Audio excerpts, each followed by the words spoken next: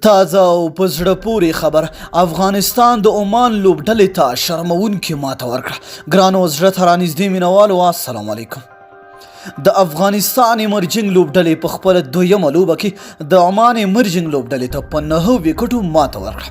د افغانستان له لورې طارق ستانکزي په زړه پورې توپ اچونه او عبدالمالک خطرناکه توپوهنه ترسره کړه او خپل لوبډلې یې بریا ته ورسوله.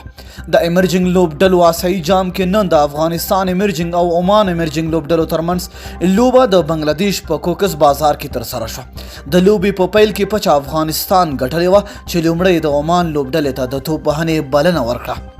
عمان ایمرجنګ لوبډلې په 4 کورونو کې د ټولو لوبغاړو په سوځېدو 153 منډې وکړې چې له ډلې یې جتیندر سنګ 2 یا زیاتې منډې وکړې.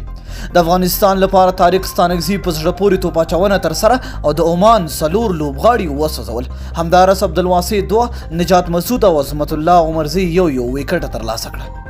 د افغانستان ایمرجنګ لوبډلې لپاره عبدالمالک په زړه پورې توپوهنه ترسره کړه چې د عمان له لورې ورکړل شوي هدف یې پوره او افغان لوبډله یې بریالی کړه. افغانستان د 154 منډو هدف په 13 اورونو کې د یو لوبغاړي په سوځېدو پوره کړ او عمان لوبډلې ته په 9 ویکټو ماته ورکړه. د افغانستان لپاره عبدالمالک یو نوی ناسوځېدلې، شاهد الله 14 او بهیر شاه 24 ناسوځېدلې منډې ترلاسه کړې.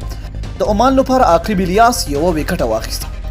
د لوبې د غوره لوبغاړي جایزه طارق ستانکزي ته ورکړل شوه چې د 29 منډو په بدل کې 4 لوبغاړي سوځولي وو. همداراز افغان ایمرجنګ لوبډله په خپله دریمه لوبه د نومبر په 13 نیټه د سریلانکا ایمرجنګ لوبډلې سره ترسره کړي. نو مینو مننه چې ویډیو مو سره تر پایه ولیدله. تر بلې ویډیو د الله په امان.